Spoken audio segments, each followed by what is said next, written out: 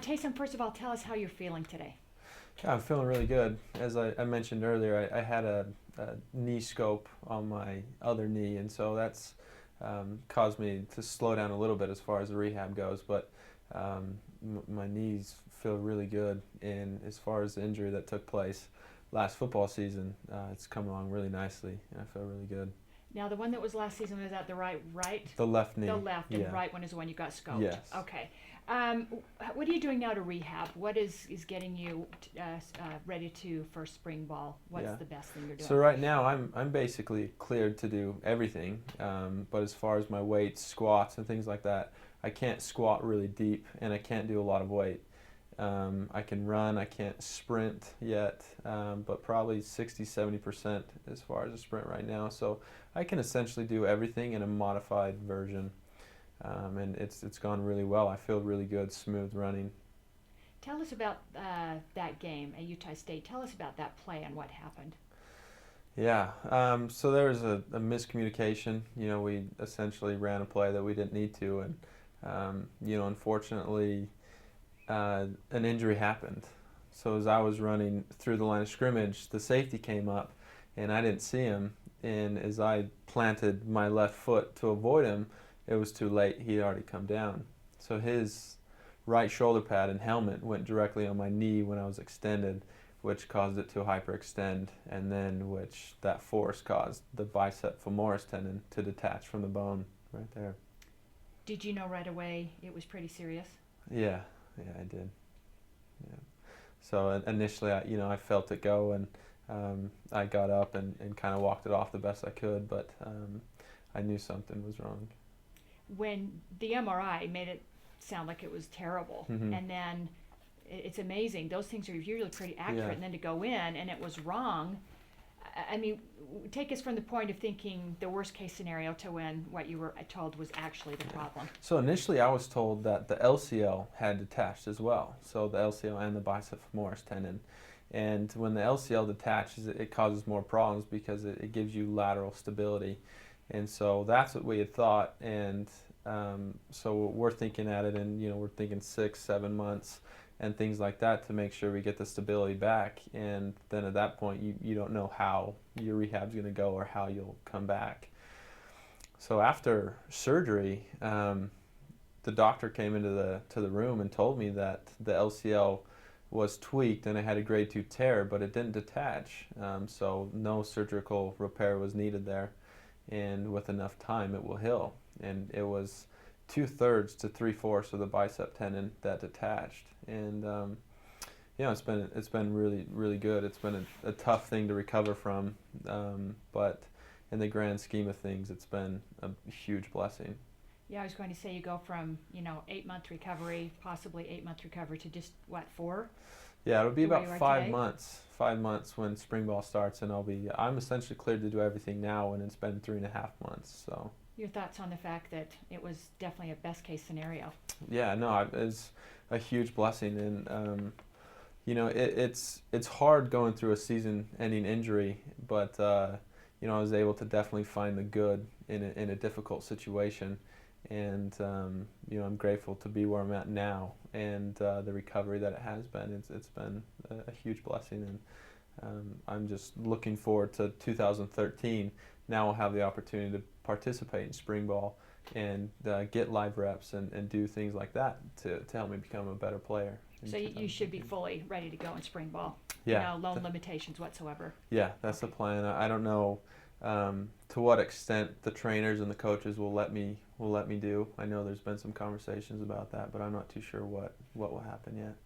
So you first commit to Stanford, go on your mission, and then commit to BYU and Mhm. come here. Your thoughts in hindsight of all that, and I know Harbaugh was the one that recruited you, Mhm. right? And obviously he's heading to the Super Bowl. But Yeah. your thoughts in hindsight of how it all came to be. I'm really happy to be here at BYU, and it's interesting as I look back to the things that transpired before I left to the mission field, and then what happened on the mission field, and it was clear that BYU was where I needed to be, and it was a good fit for me, and I've been able to see that ever since I've been here. And so my experience here so far has been a really good one, unfortunately I got injured and things, but the school, the people I'm surrounded by, and the coaching staff and everything else has been a great experience. You said your mission, and then what happened on your mission? Was there something specific that happened, or just the culmination of a bunch of different things? Yeah, as you mentioned, so Coach Harbaugh went to the 49ers, and I was really high on Coach Harbaugh, and he was a great coach, as we've all been able to see his success. At that point, I was still going to go to Stanford. I was familiar with Coach Shaw, who was the offensive coordinator when I was being recruited, and he was involved. But I later found out that Stanford doesn't allow incoming freshmen to come in until June or August. And so my plan was to finish my mission in December and then be home January, be able to start school and be there for spring ball, which I did here. And Stanford wouldn't allow that because of their academics. And so they wanted me to either cut a few months off my mission and be back for the 2011 football season, or come home when I did and be at home for 5 or 6 months before I could enroll in school. And I didn't want to do either of those options. That way you probably couldn't have competed for the, right? Yeah, exactly. Year. Okay. Yeah, so at that point, I started to look and see what else was available and do the things that I needed to see what else was out there. And BYU was obviously one of those. And after doing the things necessary to figure out what was best for me, I made the decision and came to BYU, and it's been great. So let's go back to that Utah State game. You go in there and you're playing really well. Was there any bitterness after that miscommunication? You get injured? No. I'm aware, as anybody is, that football is a dangerous sport, and every time I take a snap, then I'm putting myself out there to get injured. And unfortunately, I didn't see the safety, as I earlier discussed, and he got a clean shot on me, and I got injured. So I'm aware of the risk in football, and so there's no bitterness there. So with Lark and Nelson now gone, you're obviously the heir apparent to the starting quarterback position. Your thoughts as you see that for your future and heading into spring ball, and then a really tough schedule in the fall? Yeah. One, I'm really excited for 2013 for sure, and I'm grateful for Riley and James and for the mentors that they were to me. Coming in here and being a freshman and doing things like that, they were great to me.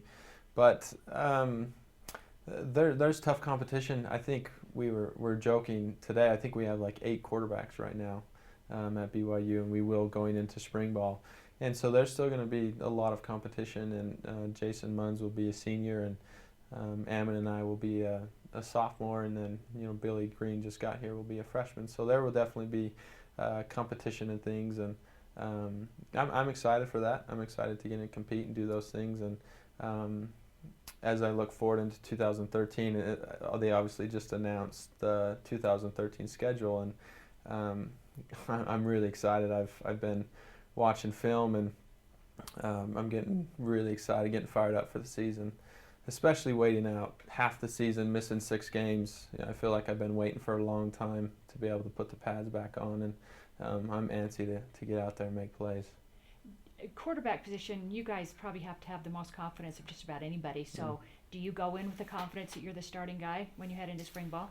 Yeah, I think so. Yeah, for sure. I think, like you said, you have to have that mindset, and I would say that everybody else out there is going in with that mindset too, or that they want to be the starter. And as a Division I athlete, that's how you got there, is you competed, and you thought you were the best. And we'll be competing with guys that were All-Americans, that were MVPs of their conference and their states and everything else. And that's what got us there, is that competition. But that's definitely my mindset going into spring ball and fall camp and everything else. Your thoughts? I mean, you look at the home opener, Texas. Your thoughts on possibly being the starter for that game? Yeah, I'm really excited about that. I was in the mission field when they played Texas at Texas earlier, but I've seen the tape since then, and anytime you can bring in somebody like Texas, a university that's established themselves as one of the best in the country, it is exciting. And I think it's a great opportunity for us as a program to showcase our talent And looking into next season, we have the potential to make some noise nationally, and I think we have the talent to do it.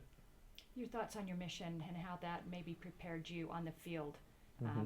I've had sons go into missions and realize how it changes them as Yeah. men, but how does it change you as an athlete at all? Yeah, I would say for sure. I would say that, looking back to before I left on the mission field, 18, 19 years old, I'm a better football player because of the experience I had in the mission field. And like you said, you become a changed man, and I know where I stand, and I know the things that are important to me. And so you mentioned confidence earlier. I think the things that I learned in the mission field has given me a lot of confidence, and that confidence has gone over into the football field, in the film room, around the team, and everything else, and it's made me a better player. Got to be thrilled Hoffman's coming back. Yeah, excited about Cody. I was bummed out last season. It felt like him and I were just starting to get on the same page, and in that Utah State game, and then I got injured, but I know he just had surgery too, but he'll come back, and we'll have plenty of time to get reps together, and he's a great athlete, and he's going to be a great asset to us next season. Final question, in hindsight, how has the injury changed your mindset heading into your sophomore season? Has it changed at all? Will you be a different player at all?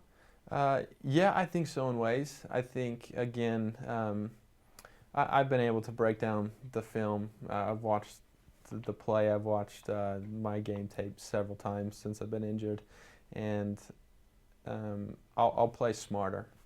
There are times when you need to lower your shoulder, lower your head, and get a first down, or go get in the end zone or something like that. But there are times when it's not necessary, and I recognize that. And I think coming in playing as a freshman, I felt that I should do that. That I should get every yard that I could, and I think times it's necessary and times that it's not.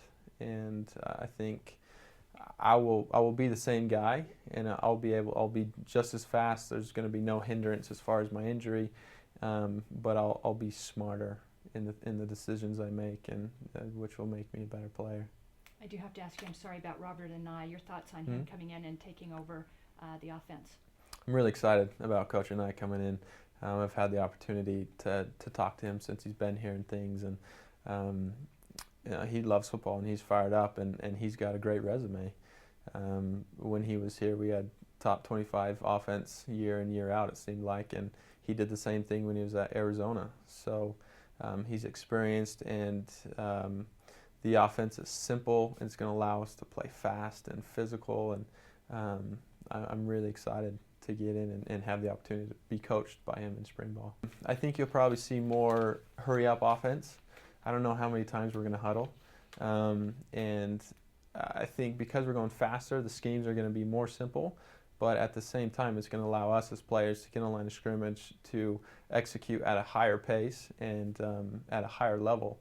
And I think overall, it's going to allow us to be more successful. Okay, sorry, I do have one more. That's Apologize. okay. And every quarterback gets the same question when you look at the line of great quarterbacks that have played here, and now if you go in as the starter, are you going to feel the pressure of this being quarterback you, and how many quarterbacks have come through and seen great success? I want to play the best that I possibly can, and I'm not trying to be the next Steve Young. I'm not trying to be the next Ty Detmer, and all those things. And hey, if I win a Heisman or something along the way, then that's great.